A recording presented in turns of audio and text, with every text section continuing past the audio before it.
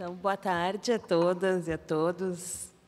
Queria, então, agradecer muitíssimo a professora Giane e professor Efendi pelo convite para participar nesse evento.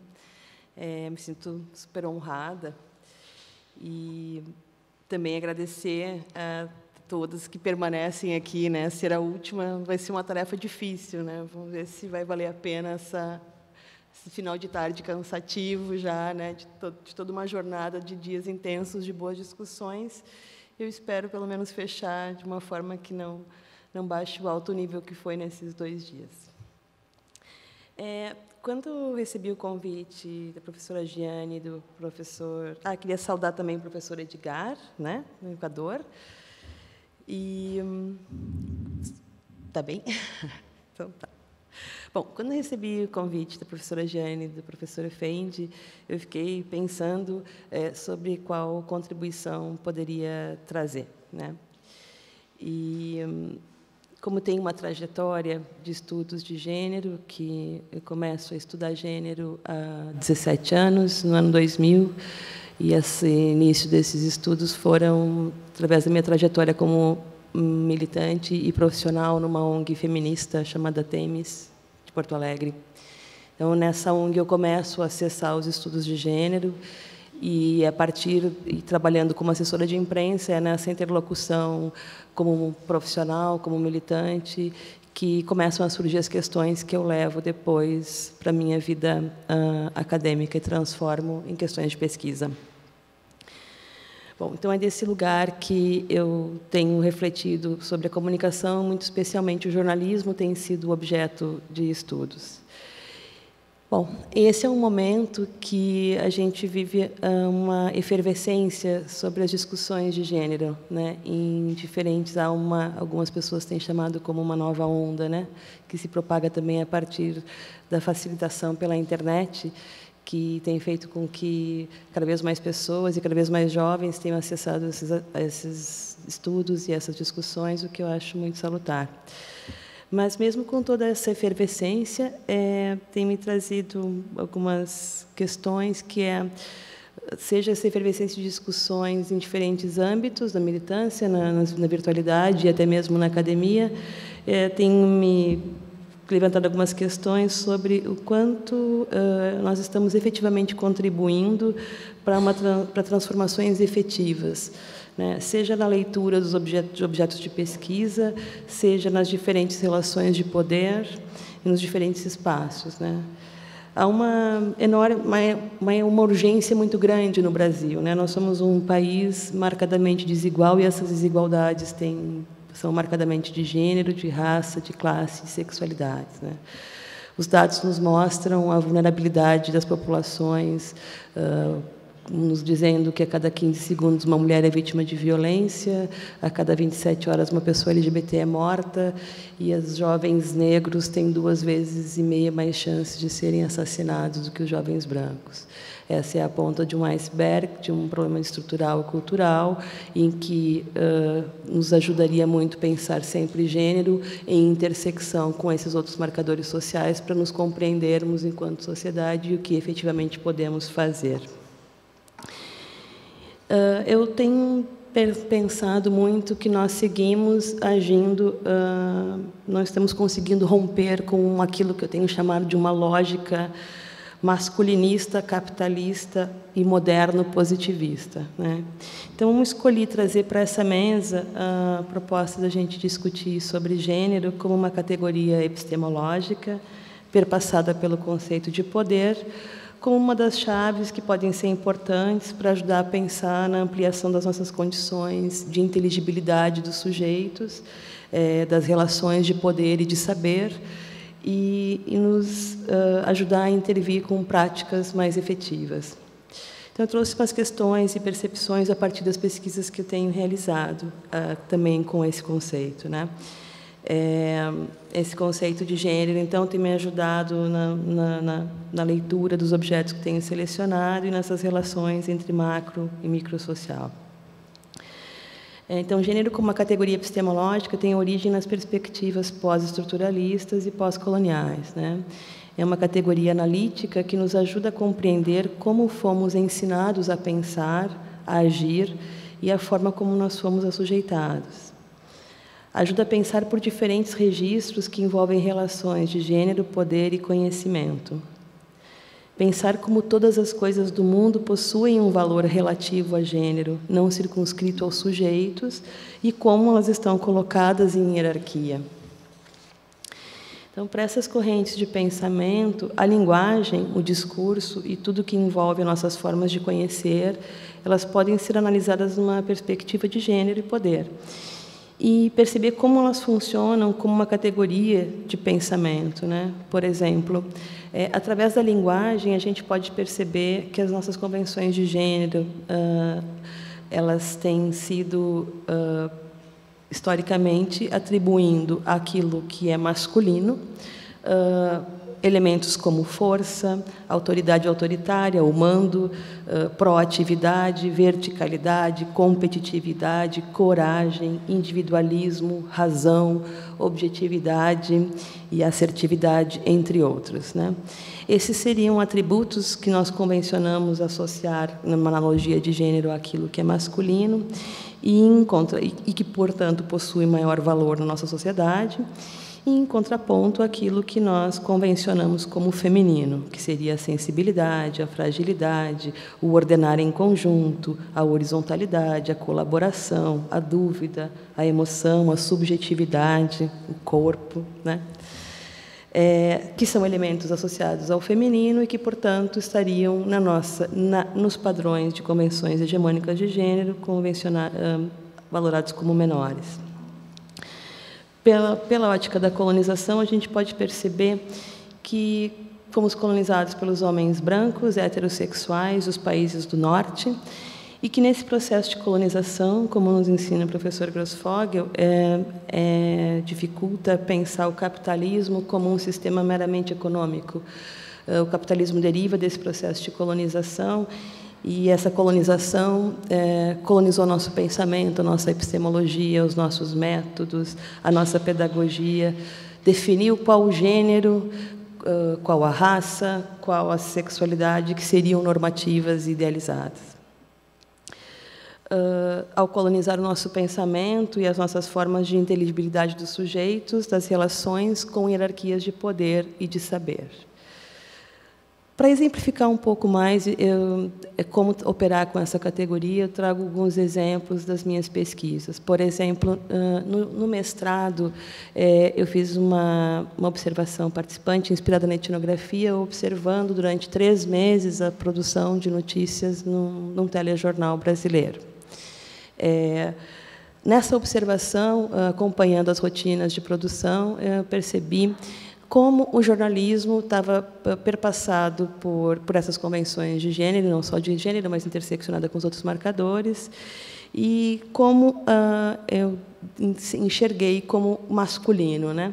Porque nas hierarquias das notícias, na hierarquia dos repórteres e na leitura e narração da realidade, esse padrão hegemônico que a gente pode observar no macrosocial estava ali operando na rotina de produção das notícias. Por exemplo, no jornalismo, nós costumamos dizer que as principais notícias, aquelas que têm mais poder e mais prestígio, são as chamadas hard news, né?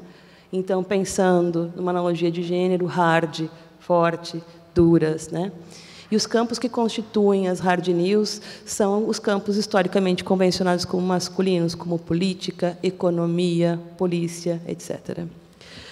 Bom, para produzir hard news, eu percebia nas conversas de seleções e discussões de pauta que não eram quaisquer repórteres que poderiam fazer.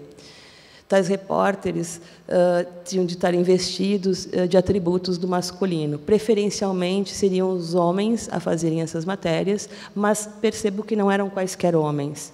Esses homens precisavam ser identificados por seus colegas como masculinos, no sentido de que deveriam ser fortes, corajosos, furadores, né? Porque, bom, nada pode ser mais masculino do que o objetivo do jornalismo de furar, né? Então a gente por aí já pode pensar que quer ser o furador, o caçador, né? Então, tinha que ter ocupar esses atributos, faziam parte também de quem estaria nos lugares de poder, reconhecido como autoridade, né? Então, observando também a alternância de chefias, eu percebia que aquele que tinha o perfil de mando de uma autoridade reconhecida como autoritária era aquela pessoa que batia na mesa e que tinha certezas, que não havia escuta, era a pessoa.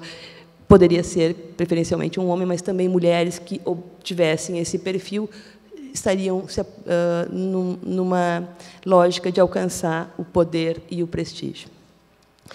E também eu observando quanto, na hora de produzir as notícias, a forma como eles olhavam para a realidade e como eles as descreviam, havia uma bagagem de conhecimentos da forma como somos socializados em diferentes espaços e que não havia sido problematizada, nem mesmo na formação desses jornalistas, pelo que eu pude observar, e que tinha a ver com essas noções de senso comum, do que significa ser mulher ou homem, os valores que atribuímos às pessoas negras, os valores que atribuímos às pessoas não heterossexuais, e isso tudo era uma bagagem de saber que inconscientemente operava na leitura da realidade, na classificação dos sujeitos, e que, portanto, retroalimentava a cultura.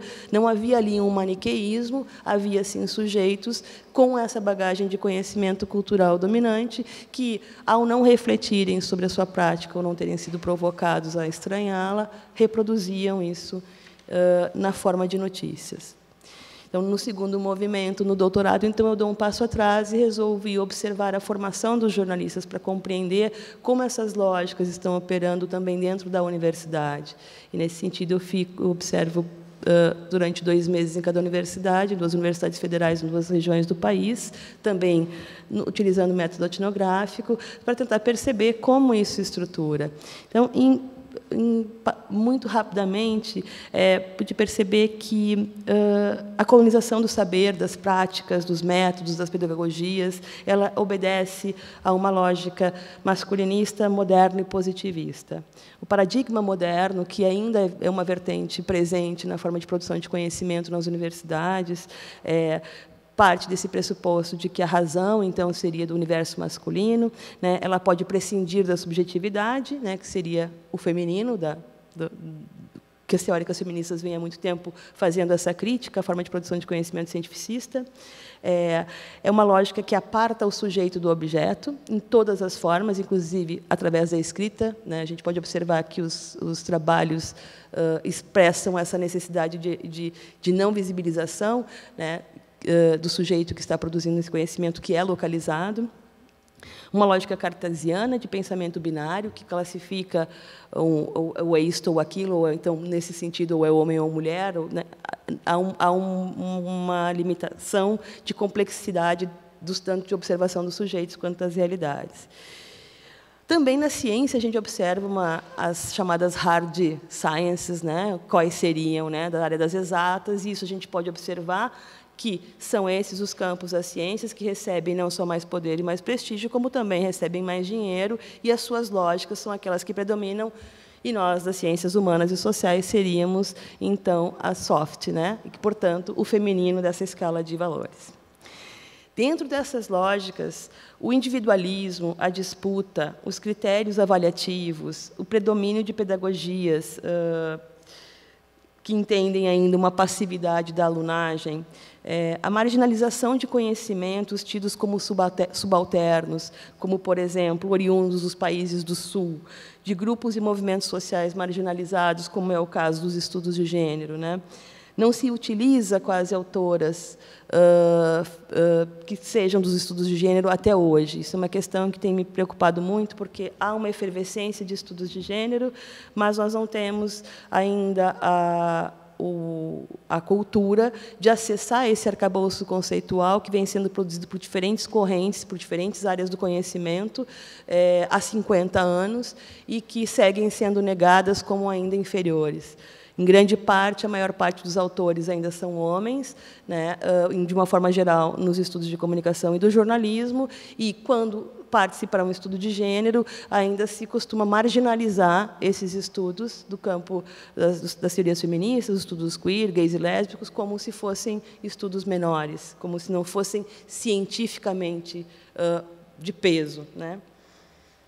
Isso traz um problema que eu entendo como que é visível na análise em alguns artigos que tenham dado parecer, ou em alguns momentos que acesso a essa produção de conhecimento, que é a dificultação de uma chave analítica, da forma como a gente pode ler os objetos, né?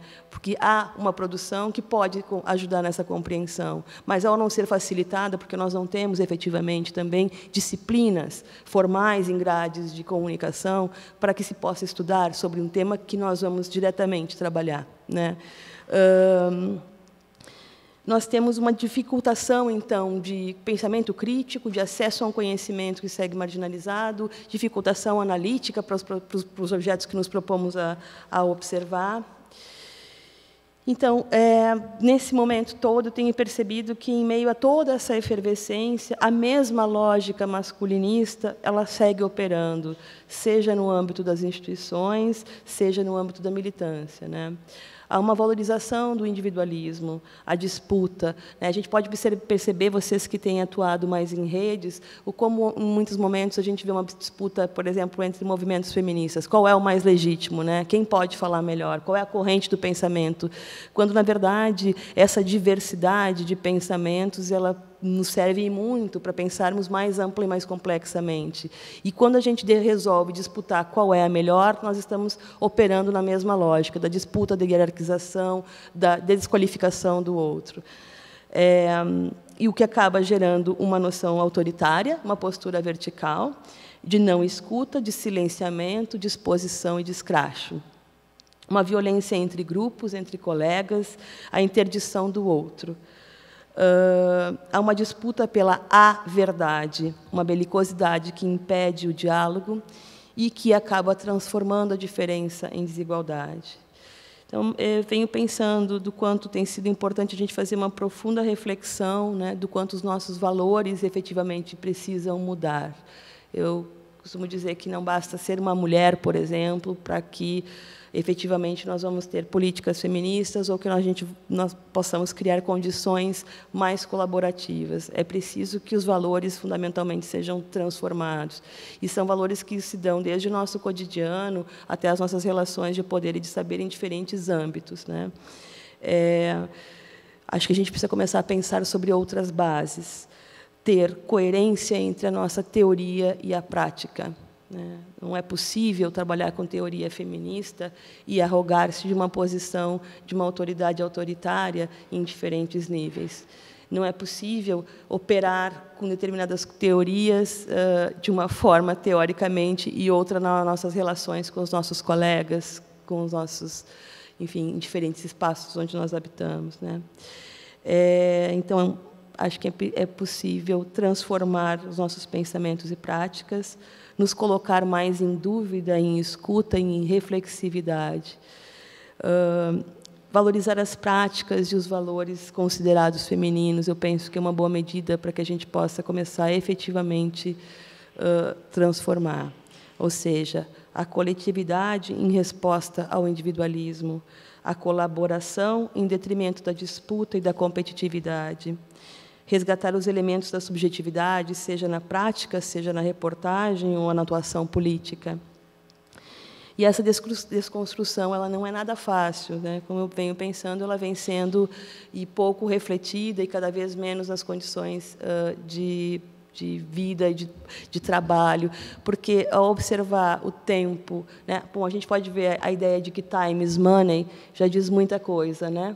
Então, a gente não tem mais o tempo, como diz a Marilena Chaui, de reflexão, né, para a construção de um novo, porque, para qualquer coisa nova, ela demanda um tempo de contato com a opacidade da experiência. E, tanto numa redação de telejornalismo, quanto dentro da universidade, a partir dos critérios avaliativos, das rotinas produtivas, em que a quantidade está acima da noção de qualidade, nós não conseguimos mais pensar o novo, nós não conseguimos a reflexividade necessária, tanto para nós quanto para nossas práticas, em diferentes lugares de atuação.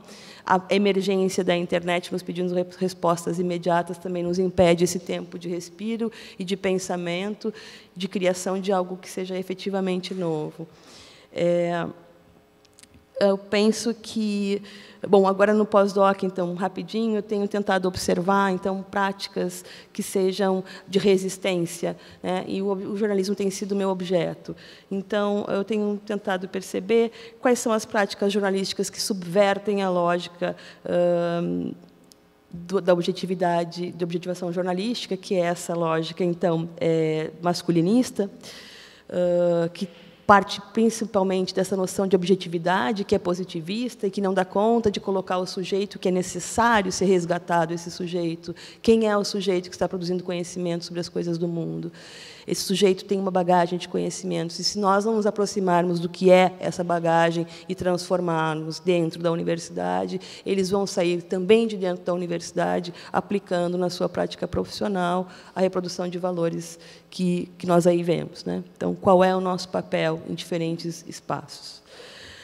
Ao estar buscando, tem vou apenas citar uma profissional que me parece que consegue também fazer esse movimento de subversão da objetivação jornalística e que traz a reflexividade da relação eu e o outro, que traz a horizontalidade, a emoção, que não busca nem furar e nem arrancar nada de ninguém, que pretende se aproximar e conhecer a partir e com o outro, e não falar sobre o outro a partir dos seus próprios valores, que se percebe como sujeito e está o tempo todo fazendo essa reflexividade que nós não temos mais tempo nem na redação, nem em lugar nenhum, que é a Eliane Brum.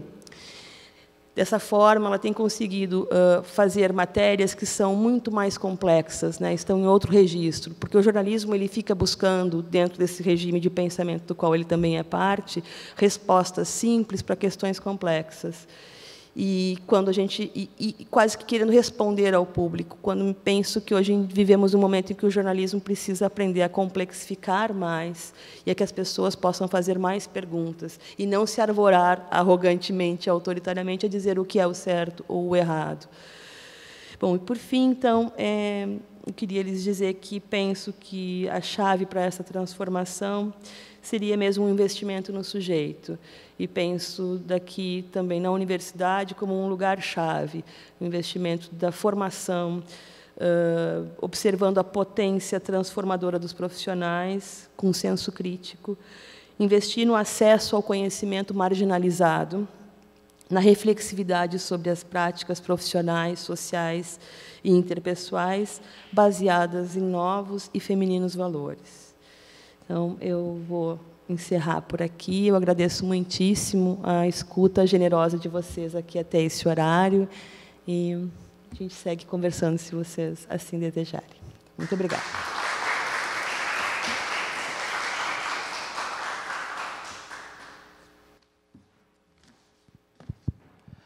Bom, depois de lacrar o nosso evento, depois do lacre, a gente abre para as questões, então. A Ana, a Anísia e o Andres. Grazi. Boa tarde. Oi, Márcia. Eu gostaria que tu falasse mais sobre como foi a tua inserção dentro do jornal e a tua observação, se eles sabiam exatamente o que tu estava estudando, se eles mudavam a fala quando tu estava perto, ou se tu sofreu algum tipo de preconceito por ser uma mulher estudando exatamente o que tu estava colocando. A gente vai passar para todos e aí depois tu responde todas, pode ser, professora? Bem, Márcia, vontade de falar muitas coisas, vou ter que selecionar algumas e falar em outro momento outras. Parabéns pelo teu estudo. Sem dúvida, ele obviamente é relevante, como vários outros estudos, mas principalmente sendo uma mulher, e dentro dessas ordens do discurso, correndo o risco de ser chamada da histérica do feminismo, né? Defendendo essa causa, então, fazendo uma pesquisa, mas também assumindo um posicionamento político de como isso vai reverter na ética da própria pesquisa. É absolutamente relevante. Eu queria só fazer dois pontos para provocação. É que, se o espaço dessa discussão é a universidade ainda é absolutamente masculinista, machista, Basta ver o número de reitoras que existem no mundo. Então, não sei se a universidade, se essas cabeças pensantes estão realmente preparadas para ter esse pensamento, né, mais crítico, diferenciado. Acho que é um longo caminho. E, por outro lado, nessa perspectiva cartesiana do dualismo e que ainda habita a nossa cultura fortemente, né, estudar o masculino e o feminino com características específicas para cada um não seria seguir um pouco essa lógica, né, dualista, de oposição? O que está entre esses dois? Eu me sinto um pouco feminina e um pouco masculina. Eu não me sinto nenhum nem outro, talvez, né? Talvez por imposição do mundo, que eu tenha que me tornar, né, mais macha para poder ter um espaço. Mas eu queria que tu falasse um pouco sobre isso.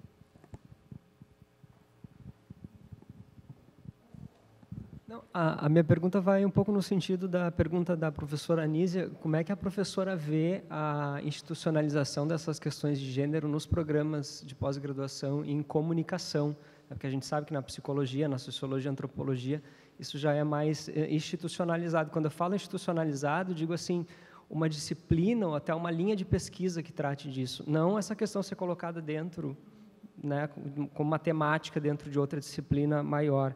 E daí eu pediria também, por interesse pessoal, sugestões de autoras e autores, tá, para pensar essas questões. Achei a fala bem interessante.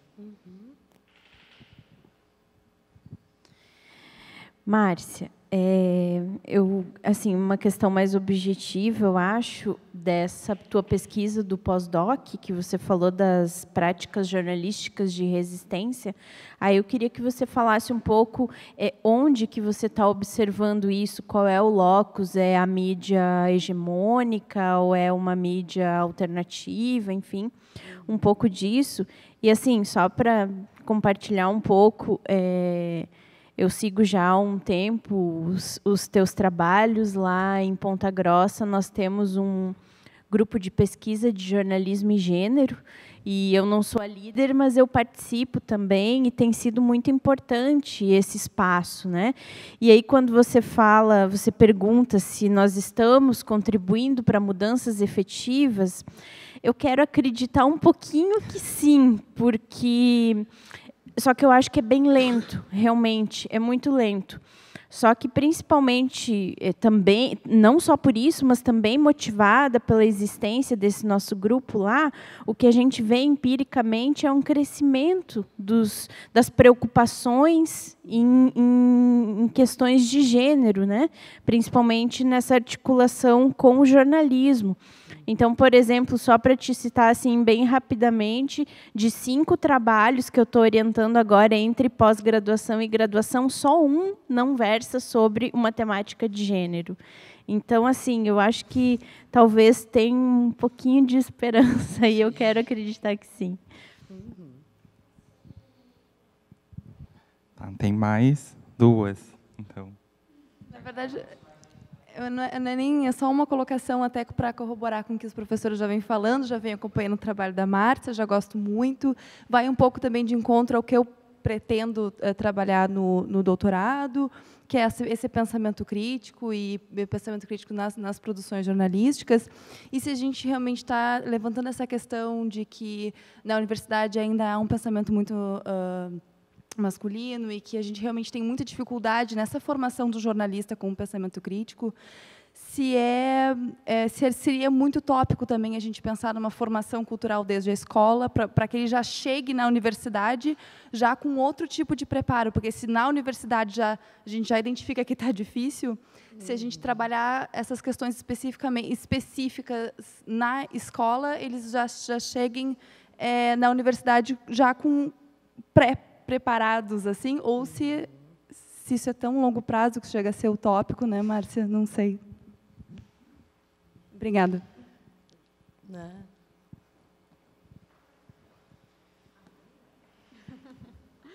Bom, o que eu quero falar tem a ver com o que a professora Anísia falou, também com o Andres e a Cris.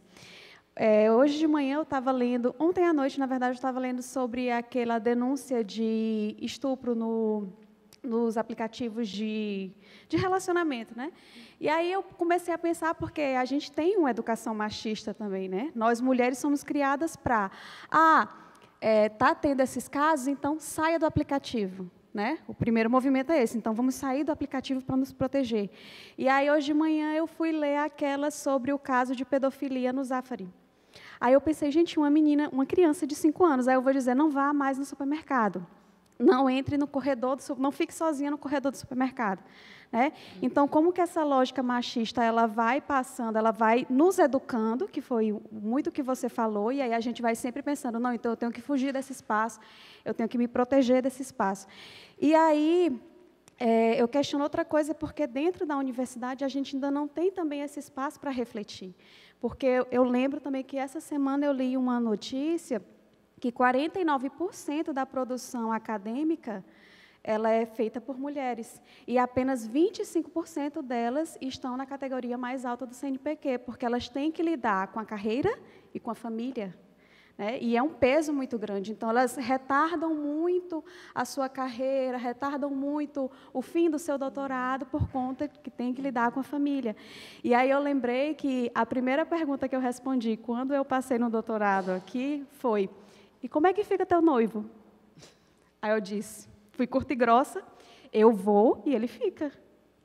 Sabe? Então, assim, e foi uma professora universitária que me perguntou. Então, assim, de como ainda falta esses espaços de desconstrução, desde a escola e principalmente na universidade, porque na universidade a gente ainda reproduz muito, né, o machismo. Tá, eu vou propor uma questão também. Se couber, se não couber, a gente toma um café depois e combina. Ai, desculpa. Tá, eu vou ceder a vez, então. Não por uma questão de machismo, né, de as mulheres vão primeiro, mas por educação. Ai, querido. Márcia, é que a minha é próxima da Ana Paula e da Leila. Só queria fazer um comentário antes a respeito da questão da menina do Zafari. Às vezes a gente é masoquista e vai olhar comentários, né? E a maior parte dos comentários que eu vi foram onde estava a mãe da menina, como a mãe da menina deixou isso acontecer, ou seja, sempre naquele discurso de culpabilização da mulher, né? A culpa era da mãe da menina, não do pedófilo. A respeito, eu queria que tu falasse sobre a tua experiência quando propôs esses estudos. Qual foi, se tu enfrentaste dentro da academia alguma resistência? Porque quando eu propus o meu, a minha preocupação era essa, era muito mais do que uma preocupação do meu projeto ser visto como uma capacidade, com capacidade acadêmica. Eu tinha um pouco de receio que tivesse essa barreira vem uma feminazi aí, está tentando, né, Então, eu queria que tu falasse um pouquinho dessa tua experiência, porque o teu é bastante anterior, imagino que tenha tido alguma dificuldade. E a outra pergunta, não é pergunta, outro pedido que eu queria te fazer, que vai ao encontro da colocação da Ana Paula, porque, sobre a tua observação para a dissertação, lá, que tu ficaste observando a redação.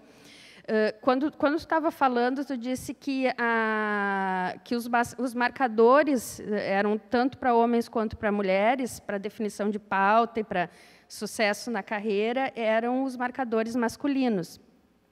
Só que quando a gente tem mulheres com essa característica dos marcadores masculinos, elas ficam por um outro lado, elas ficam extremamente estigmatizadas, né? Então, eu queria que tu contasse se tu chegaste a observar ali naquela movimentação isso também. A fulana é bravinha ali, porque estava batalhando por aquela pauta, ela é mal amada. Entende? Nessa linha. Obrigada. Vai, Ju. Bom, e por fim, então, está bem ao encontro do que a Lê estava colocando. que a gente sabe que existe, então, essa masculinidade hegemônica. Mas me preocupa muito a forma como a gente coloca os termos também. Por exemplo, masculinidade hegemônica supõe que existe uma masculinidade subalterna ou subjugada também. E aí eu queria pensar um pouco contigo sobre isso, no sentido de ver se não existe uma forma de quebrar essa ruptura, digamos assim, classificatória, e de pensar simplesmente numa masculinidade, assim como existe um masculino, um feminino, mas longe dessas lógicas, claro, porque existem atributos, né, que são dados como masculino, como a racionalidade, como também colocaste. Mas, ao mesmo tempo, é possível se sentir homem e se sentir com múltiplas características, como a Anísia falou, feminino, masculino, enfim, né? E tu pode ser gay, pode se sentir homem, a questão trans também está por aí, mas de tentar quebrar com essa ruptura de existir um hegemônico e um subjugado, né? Porque isso é bem problemático. Era mais isso. Ana, né? Você perguntou como é que foi, né? Se eles sabiam o que eu estava fazendo. Sim, eles sabiam o que eu estava fazendo. Assim, foram informados que eu estava fazendo um estudo de gênero, né, que eu gostaria de entender quais eram as concepções de gênero dos jornalistas e em que medida elas perpassavam o processo de produção das notícias. Isso foi dito várias vezes, mas o que é gênero? Fazia sentido, né, para eles, assim... Porque também a primeira coisa, quando a gente fala em estudos de gênero, também pela sua história, por sua tradição, por ter começado a ser um conceito que surge dos movimentos feministas, movimentos de mulheres, né? Então, associa-se diretamente a mulheres, né? No primeiro momento foi assim. Mas eles não entendiam muito bem, eu acho, o que eu estava ali fazendo, né? Porque isso não faz parte dos nossos... Eles achavam, enfim, eles sabiam. Foi uma pesquisa informada. Foi muito interessante. Eu acho que esse tipo de pesquisa...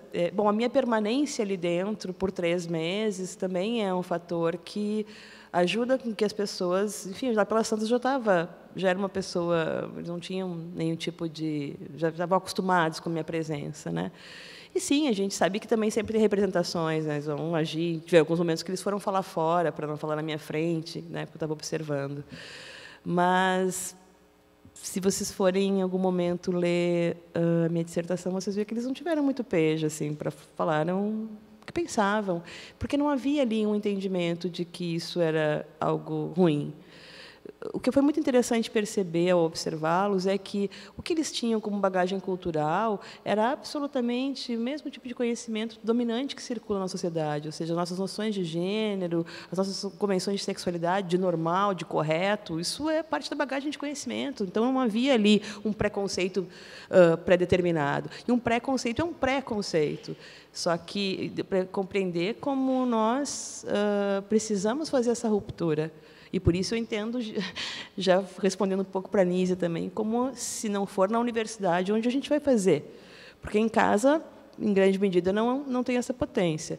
Na escola, que seria assim ideal, a gente viu, ano passado, toda a movimentação política para a retirada de gênero e sexualidade dos protocolos, dos projetos de currículos, né, e de qualquer proposta pedagógica. Então, ou seja, não é por acaso que esse é um saber que está sendo sempre interditado, em qualquer esfera. E não é por acaso o recrudescimento que a gente vive nesse momento, quando há uma onda de retomada dessas discussões, vem uma onda conservadora que, efetivamente, não quer que esse conhecimento circule. Por isso que eu ainda enxergo a universidade como um espaço que deveria se arvorar a fazer isso, chamar para si. Porque esse é um pensamento crítico, esse é o acesso a um tipo de conhecimento que precisa circular e que foi historicamente interditado, né? E que, bom, também não adianta ele circular de diferentes formas, aqui ou ali, se a gente não consegue uma contribuição para que a gente possa efetivamente pensar em outras bases, né?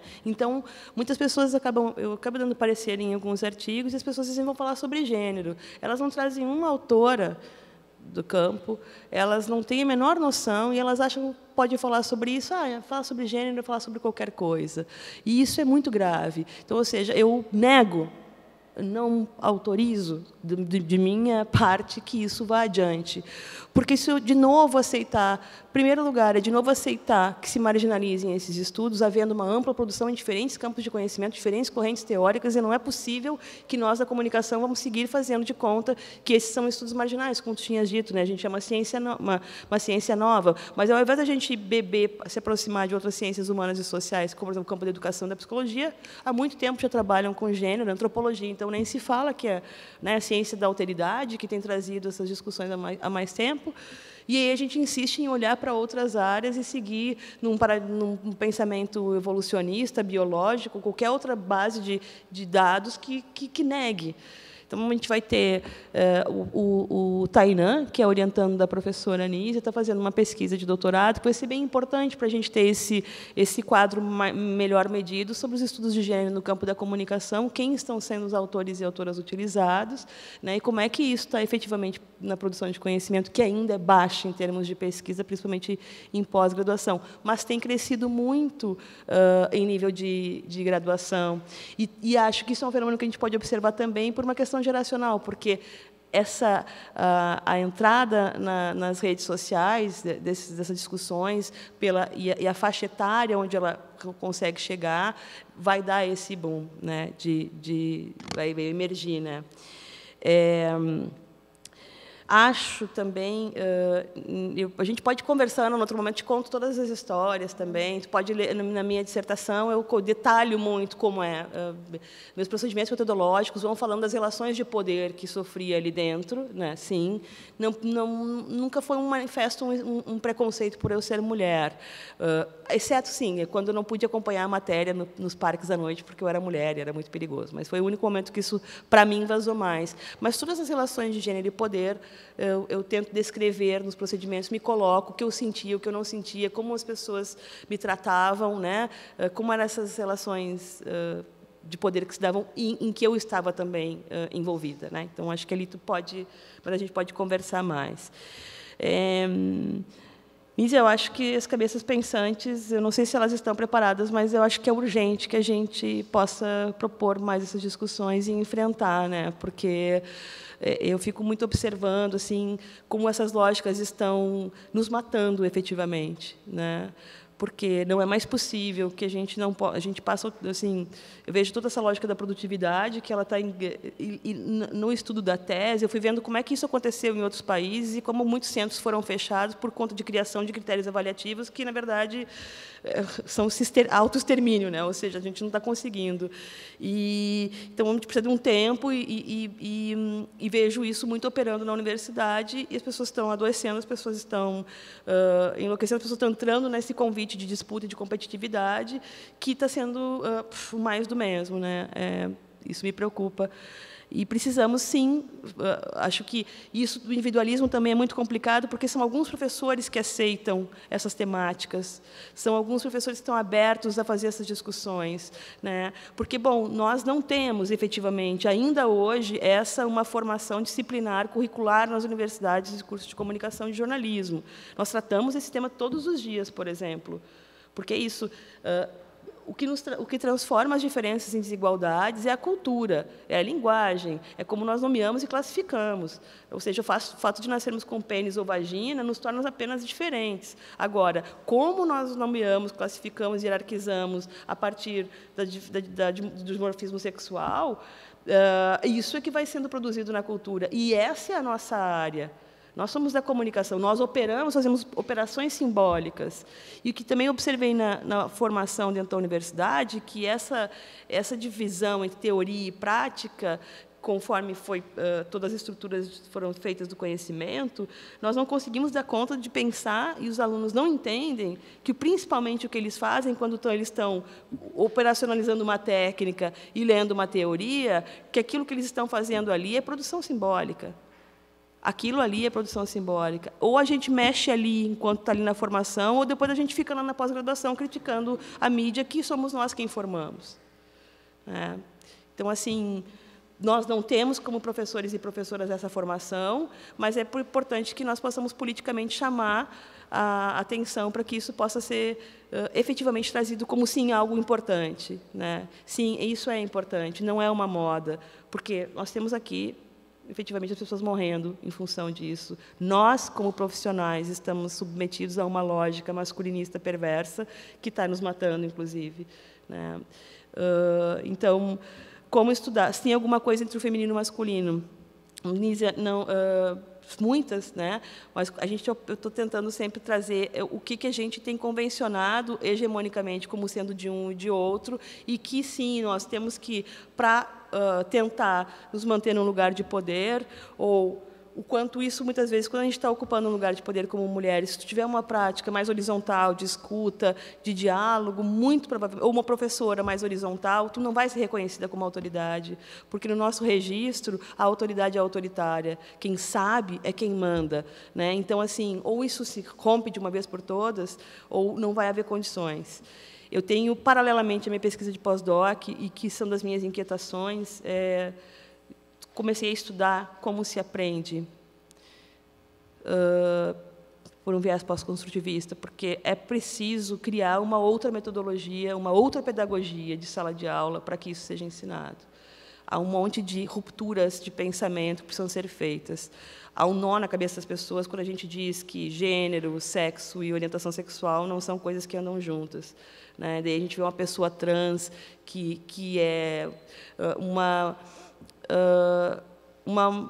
enfim, esse registro de sexo, gênero e sexualidade é muito complexo para ser quebrado, principalmente num registro de pensamento binário. Então, consegue entender que uma pessoa trans, por exemplo, seja lésbica, ou gay ou heterossexual. A gente está num registro complicado. Como contribuir? Como fazer essas rupturas epistemológicas? Como operar numa outra lógica, vencendo o que eu venho me dedicando paralelamente a pensar, porque, bom, não dá para só dar textos de gênero, não dá para fazer uma aula expositiva. Isso é uma quebra muito profunda, que precisa ser feita com muita ciência, então, vou buscar o lugar para isso, né, para pensar, estou buscando. Institucionalização de gênero na comunicação, né, linhas de pesquisa, sugestões de autores e autoras eu posso te passar depois, mas é para começar assim, acho que eu trabalho muito nessa corrente pós-estruturalista, por exemplo, então eu te diria que um clássico é a Joan Scott, né, para pensar essa noção de gênero e poder, né, uma categoria epistemológica, mas eu te passo outras depois, assim, a gente pode trocar um e-mail e tranquilo. Nós não temos quase nem linhas de pesquisa. A Compós, que é, por exemplo, a representação da comunicação, né? Não há um GT que fale sobre gênero, né? E há um enorme interesse, está se vendo essa efervescência, mas nós não temos esse lugar ainda, né? E esses dias alguém lançou uma proposta na lista da Compós de um dossiê sobre gênero e diversidade, ou gênero e sexualidade, e ela abre essa chamada dizendo que, atualmente, esses temas têm sido caros. E assinam 3 pesquisadores, homens, que eu não sei há quanto tempo pesquisam esse tema, ou se pesquisam. Então, me parece que não é pouca coisa. Primeiro, porque, atualmente, em que período? Se a gente for pensar na história da humanidade, sim, 50 anos de produção de gênero é pouco. Mas não dá para a gente também perder a historicidade das coisas, né? Essa é uma produção que existe há 50 anos, em diferentes partes do do mundo, né? Inclusive no Brasil, só que isso está sendo marginalizado como, na mesma forma, os estudos de jornalismo, de comunicação, secundarizam e marginalizam os estudos produzidos no Sul e latino-americanos, né? Nós continuamos olhando para o Norte, nós continuamos tentando nos pensar a partir de lugares que não estamos, né? E tudo que nos traz elementos da nossa subjetividade é negado ainda nesse modo cientificista, né? Onde eu estou observando, né? Graciela. Como eu trabalho com a minha supervisora, ela trabalha com o conceito de livro de repórter, que, diferente do livro-reportagem, o livro-reportagem seria só um espaço de ampliação, né, da reportagem, mas ela levantou o que ela considera como livro de repórter, enfim, entre outras tantas coisas, os livros em que os jornalistas fariam uma reflexão, não só falariam sobre o processo de produção daquelas reportagens, refletindo sobre, apresentando, dizendo como foi feita, apresentando os seus saberes e como fazendo uma reflexividade, o que eu acho que é fundamental quando a gente vai pensar sobre ética, né? Tu precisa refletir sobre a tua prática. Então, os livros da Eliane Brum, por exemplo, um deles, O Olho da Rua, é um dos que, efetivamente, ela apresenta a reportagem, ela reflete sobre o modo de produção e sempre essa relação eu e o outro. E tem percebido outra Fabiana Moraes, temos a Mabília. Estou levantando ainda essas, casualmente, talvez não tão casualmente, são mulheres quem tem... o Caco Barcelos também tem essa prática, né? Então, esses seriam, associando com a pesquisa da minha supervisora, seria por esse caminho, né? De dentre tantas coisas, seriam esses livros de repórter, né? Que trazem, então, uma reflexão, sobretudo, sobre a prática. Eu tenho, sim, Arizela, muita esperança. Tenho visto não só a produção científica na graduação, mas muita movimentação da graduação, também reivindicando, né? Em Florianópolis, em 2013, eu estive lá falando sobre meu trabalho de mestrado, e um tempo depois eu recebi uma mensagem das meninas dizendo: olha só, a gente se reuniu, nós percebemos que tinham alguns problemas que aconteciam conosco e que não era só com a gente, mas é que era uma coisa que acontecia. Bom, o fato de ser mulheres entrevistando homens com situações de assédio, que a maior parte dos livros eram de autores homens no jornalismo, e começaram a levantar, fazer questões. É importante fazer questões para que a gente comece a mudar, né? Por isso que a explicação no ensino não funciona, né? Precisa construir o conhecimento, né? Com mais perguntas. E aí elas me disseram: a gente criou um coletivo Jornalismo Sem Machismo, né? E eu fiquei muito feliz e tal. E aí esse coletivo começou a fazer várias ações dentro da universidade. Uma delas foi a demandar a existência de uma disciplina de gênero, que efetivamente está sendo dada na UFSC, não como uma disciplina obrigatória, mas está sendo, já acho que está indo para o 3º semestre que ela está sendo colocada. O que os professores e professoras enfrentam dificuldades, porque é isso, eles não têm essa formação, mas estão abertos, têm trazido pessoas, estão dialogando, né? Na Fabico, já estou no 2º ano, que a professora Anísia proporciona um curso de extensão, com que outros colegas que trabalham na área de gênero em outras universidades, tanto na Fabico quanto em Santa Maria e na UFSC, fazemos essa extensão. O Júnior, a Ivete estão participando esse ano também. É o nosso trabalho... Enfim, nós não cobramos nem das pessoas, nem nós recebemos nada, mas é uma forma que nós achamos de contribuir efetivamente para que não só um retorno da sociedade que nos investe, né, com bolsa de estudos, mas é uma forma de estar também trazendo a universidade com a população que também não é da universidade, mas, enfim, achando caminhos de fazer com que isso exista, né? Porque eu tenho pensado muito sobre isso, assim, a gente vai ter que pensar muito sobre uma série de outras coisas, né? Não basta só dar os textos, não basta... isso está demandando uma ruptura que precisa de uma especialidade ainda para romper mesmo, né?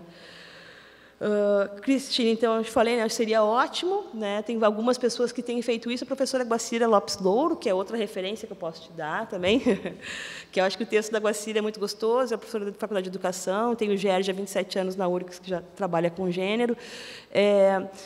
Muitas professoras que têm procurado... A Guacira, acho que conta uma história muito interessante, como é difícil, porque as professoras preferem: não quero falar sobre isso, não, é melhor não falar, porque a gente fala sobre sexualidade, as crianças vão... Né? É aquela ideia. Mas elas também não têm informação para isso. Então, aquilo que a gente não conhece, a gente costuma ter medo, né? Bom, não sei, não conheço, não vou falar, porque se eu falar é capaz de acontecer. O fato é que, mesmo também dentro das universidades, tem muitos colegas que me chamam para ir fazer alguma disciplina, alguma oficina na sala de aula. Eu estou com problema de homofobia aqui na sala de aula, o que eu faço? Ou seja, nós não estamos preparados. E esse é o problema de uma universidade que também não pensa nisso coletivamente, que entrega para cada um dos professores uma súmula, vai lá e dá a aula que quiser, e não tem o tempo todo uma reflexão pedagógica sobre o que está acontecendo, né? Então, o machismo, a homofobia, a transfobia e outras relações de poder que que participam da forma como a gente produz conhecimento, elas estão dentro da universidade, elas precisam ser tratadas de uma forma não pessoalizada também, porque esse é outro problema do individualismo, a gente pessoaliza as coisas, né? Isso é uma questão da cultura, né? A gente está falando de como é que a gente rompe a lógica machista. Sim, o Florestan Fernandes tem uma frase que eu acho ótima, assim, o brasileiro tem preconceito de ter preconceito. Esse é um problema sério. Bom, quando a gente não acessa na escola formal a percepção de que nós somos uma cultura machista, racista e LGBTfóbica, a forja do Estado-nação brasileiro é dessa maneira. O ideário de masculinidade que estava por trás do ideário de branqueamento na forja do Estado-nação, nós não conhecemos essa história. Então, a gente precisa, primeiro momento, reconhecer. Nascemos nessa cultura, e, inicialmente, o nosso pré-conceito, nossos conhecimentos sociais primários, nós somos machistas, mulheres, homens, somos racistas, brancos e negros. O que a gente faz para romper com isso? A gente só consegue romper com isso acessando o conhecimento. Primeiro, que vai nos mostrar como nós somos assujeitados dessa forma. Não é um problema individual, é um problema cultural. Então, é isso que me interessava também observando, tanto na universidade quanto na redação de jornalismo, não eram os indivíduos em si. Era o que da cultura os perpassava e estava circulando ali como algo, um conhecimento que era ok. Né? Bom, aí a gente entende como é que isso está se reproduzindo na matéria. Né? E a gente precisa primeiro fazer esse reconhecimento, mas a gente não tem isso na escola, a gente não tem isso na universidade. Quando alguém nos falou alguma coisa, a gente diz, não, eu não sou, eu não sou. Não, nós somos, ok, não é pessoal, não é individual, é cultural.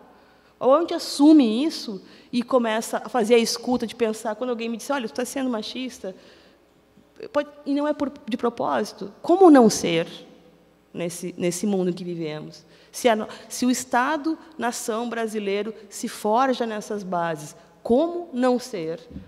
Bom, como não ser é acessando o conhecimento. Então, uma educação, e aí vai mais difícil se a gente for... Né, então, não é por acaso que a articulação política está toda minando esses espaços, né, e que, muito em breve, nós que trabalhamos com esses temas corremos riscos de ser presos. Né, porque não é importante, não é interessante, não é bom que isso circule. Porque a primeira coisa que acontece com a gente, quando a gente estuda gênero, por exemplo, mulheres e pessoas LGBTs, é que a gente percebe que aquilo que nos dói não é um problema nosso, é um problema de uma estrutura. E aí a gente vai entendendo como nós somos assujeitados. E o conhecimento é libertador, primeiro com a gente, e depois com como a gente se coloca no mundo. E não é por acaso que essa dor que nos dói, que nos faz humanos e que é da nossa subjetividade, é altamente produtora de conhecimento, porque ela traz sentidos, traz cognição. É o teu corpo, é a tua vida, e isso vai fazendo uma ampliação, e esse é um pensamento crítico que vai e que nunca mais volta. Para as mulheres e homens negros que estão ingressando nas universidades pelo sistema de cotas, fundamental essa entrada e trazer essa discussão para dentro de uma universidade que foi criada como um privilégio. A primeira universidade do Brasil foi criada para dar um título de honoris causa para um nobre do Norte. E ela foi feita para que fosse um privilégio. A entrada das cotas na universidade trouxe um abalo muito grande. E eu pude observar também o quanto as questões raciais estão ali dentro, fazendo de conta que isso não acontece. E professoras e professores partindo do pressuposto que seus alunos não eram inteligentes porque eram pobres, porque eram negros. Não se nasce inteligente, quer dizer, nasce-se com a potência, torna-se com acesso ao conhecimento.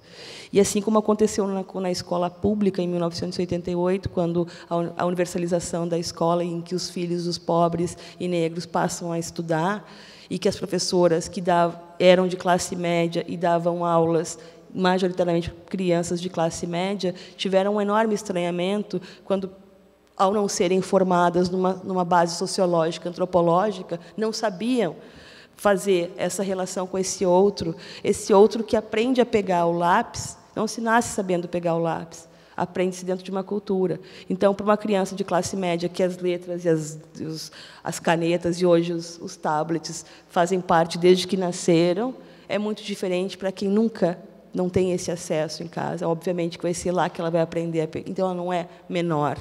Só que, ao não saber disso, traz uma relação de preconceito. Né? E isso acabou dando também um dos problemas que a gente pouco fala nas questões de por que não alfabetizamos os filhos de pobres do nosso país. Porque somos uma população em que apenas 8% das pessoas compreende um texto que lê. Porque as escolas estão dessa forma, porque a educação. E aí nós não temos sequer educação cultural, não sabemos, não vamos a museus. Como vamos, toda aquela complexidade do museu, né? Como vamos discutir isso?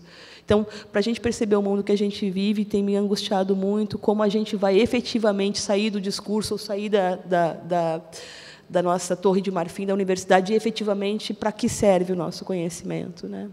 Onde ele vai ser aplicado. Júnior,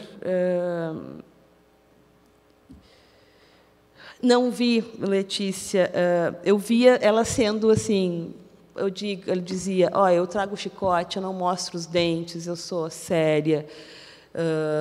Nunca vi, isso eu via como um valor, né? Elas usavam isso para dizer, eu sou, e essas mulheres que eu acompanhei depois, as que eram mais investidas do masculino, elas foram, eu ainda dou uma bisoleadinha para ver onde é que elas andam ali nos letreiros e tal, né? Elas continuam ocupando lugares de poder.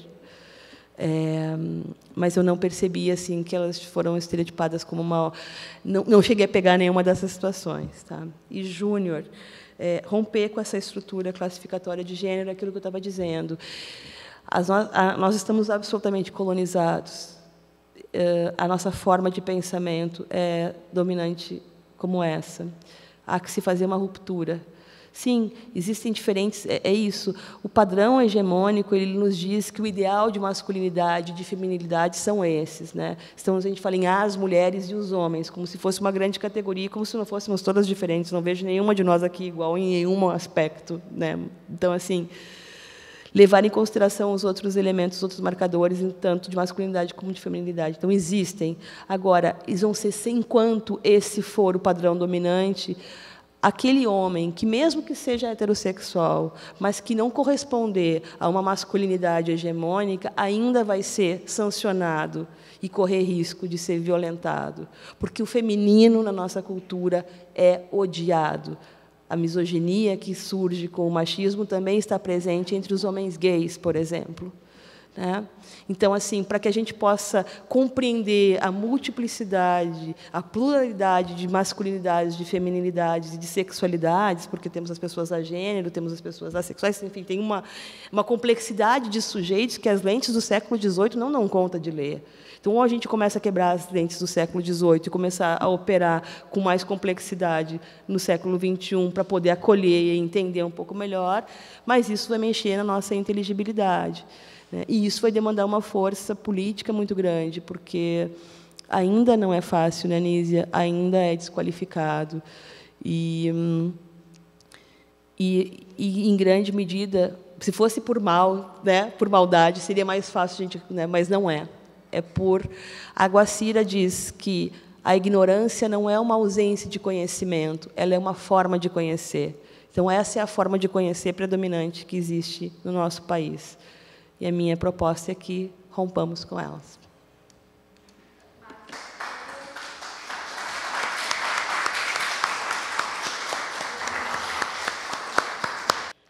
Bom, então vamos encerrando. Eu vou passar para a professora Efendi fazer a fala final. Colegas, temos os colegas aqui uma longa oportunidade de dialogar e de trabalhar conjuntamente com a Márcia. Então, peço um pouco de paciência, agradecer aos colegas que estão aí no mundo digital acompanhando nossas reflexões, nossas intervenções. Foi muito bom tudo o que aconteceu. Aconteceu por acidentes, por mudanças, este fechamento, muito obrigado, Márcia, um fechamento à altura do colóquio. Eu acho que o colóquio foi extremamente fecundo e diverso. Ele conseguiu articular diversidades de diferente tipo, né? Tanto das origens das pesquisadoras, dos pesquisadores, e para nós um esforço tanto titânico, mas que sentimos que vale a pena. Então, muito obrigado a todas e a todos os colegas que estão aqui na sala, com toda essa energia para continuar pesquisando e pensando, e até o terceiro colóquio internacional em investigação crítica. Muito obrigado.